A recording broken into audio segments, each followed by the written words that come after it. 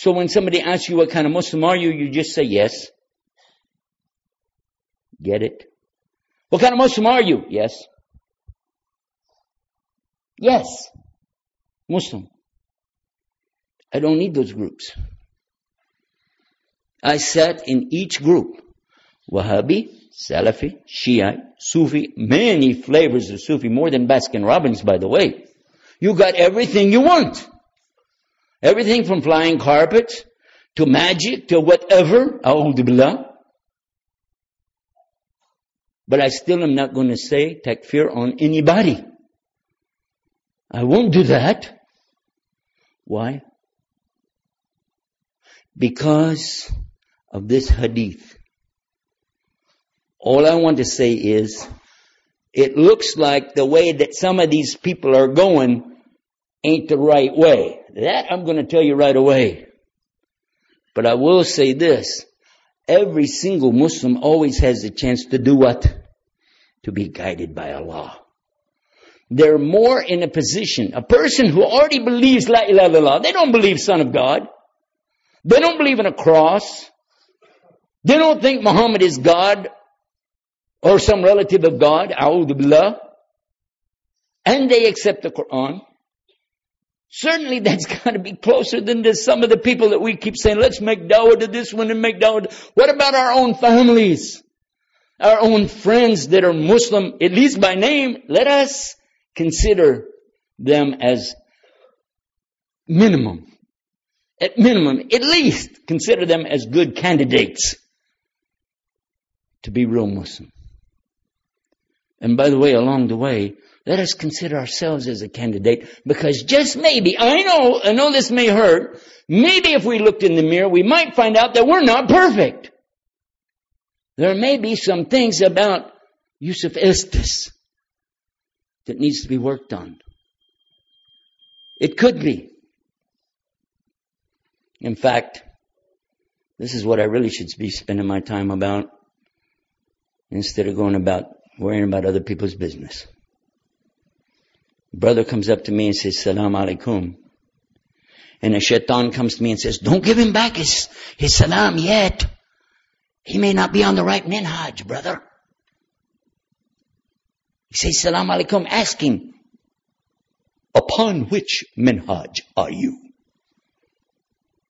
Some of you have been taught that you cannot give salams to somebody unless he's on the minhaj of Rasul. I will say to you what all of the students of knowledge have said for 1400 years. Where is your proof? The only thing you've got is a twisted understanding from a hadith which involves Aisha radiallahu anha. So when you take something, and a lot of people don't even know where it came from, they just accept it. Sheikh said so-and-so. Sheikh who? Because I really, as much as I do love and respect every single Muslim, and pray for all of them, even those who hurt me, even those who attack the work that we're trying to do, I still make dua for them. You know why? Because I do have a proof for that. A strong proof. When I look to the examples of the companions, the ashab of the Rasul sallallahu alaihi wasallam, they had differences amongst themselves. What do you think? They just sat around like angels going, Allahu Akbar, Allahu Akbar, Allahu Akbar. They didn't do that. But when they found themselves to begin to get excited, start to get angry, they remembered the hadith of Rasul sallallahu alaihi wasallam, which says, when somebody said, give me some nasiha, some advice, he said, La taghdab. Don't get angry. And then he told them things you can do to keep from getting angry. Because shaitan courses through your veins like your blood when you get angry. You feel the heat. You ever heard somebody say, I got hot, man. Man, I'm hot. Man, don't touch me. I'm hot. Meaning what? Shaitan is in you. So yeah, they did make dhikr when they got angry. Just like they made dhikr when they were happy. They made wudu. They would sit down if they were standing. These are the things the Rasul Sallallahu taught them. But don't think that meant that all the Sahabi were running around holding hands, ring around the posy, pocket full of roses. No, that's not the way it was. They were real just like you're real. But they dealt with their problems between each other in a very beautiful way. And I want you to think about a hadith that you probably, if you don't know the hadith, you know the quote from it at least. You know the quote from it about loving your brother for the sake of Allah. You've heard this expression, yes? Love your brother for the sake of Allah. In Christianity, I'm going to shift just for a minute to give you a comparison. I want you to see how much more focused Islam is when you inspect it with a microscope.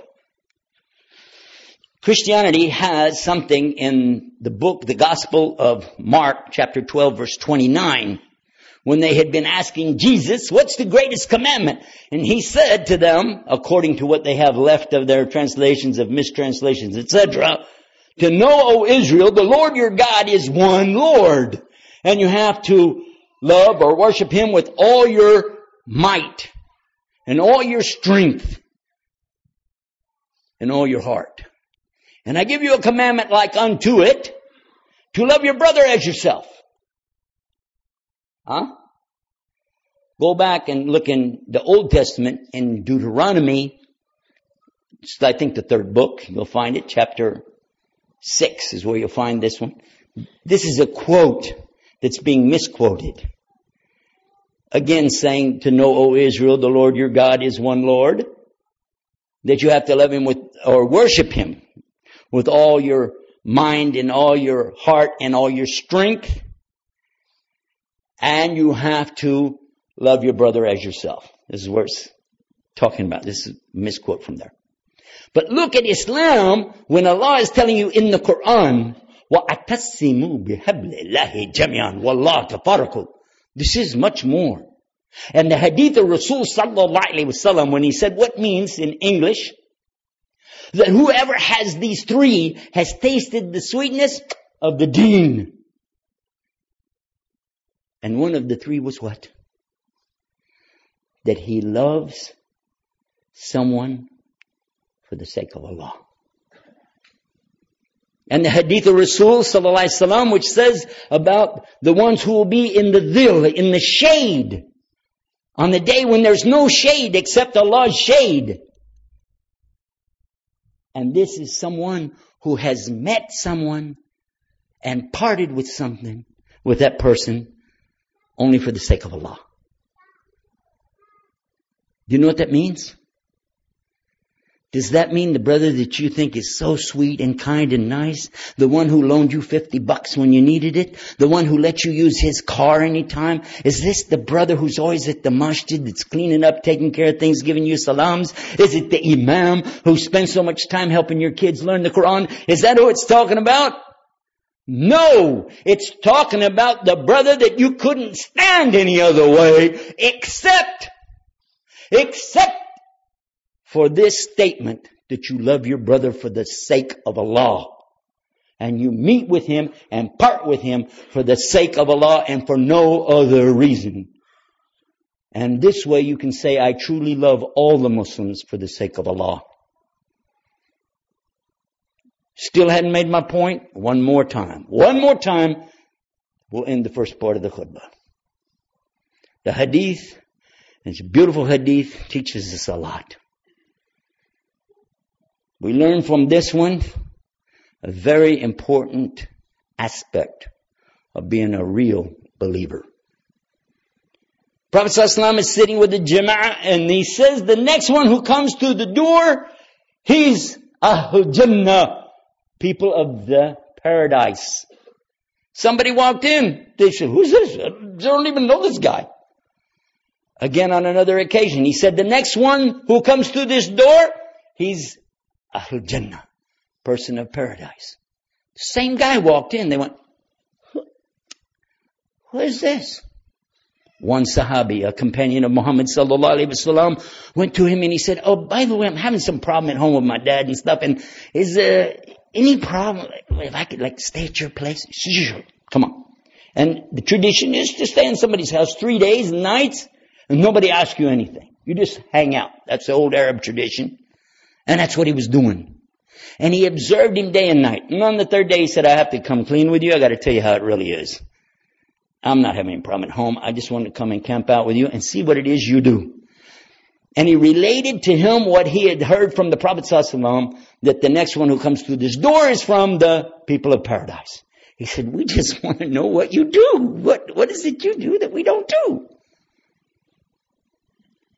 And he was surprised. He said, I'm not as good as you guys. I'm nobody, you know. He said, there isn't anything that I do extra. Nothing. I don't have anything special. I can't think of anything. Except, I love this part, except that before I go to bed at night, I forgive everybody.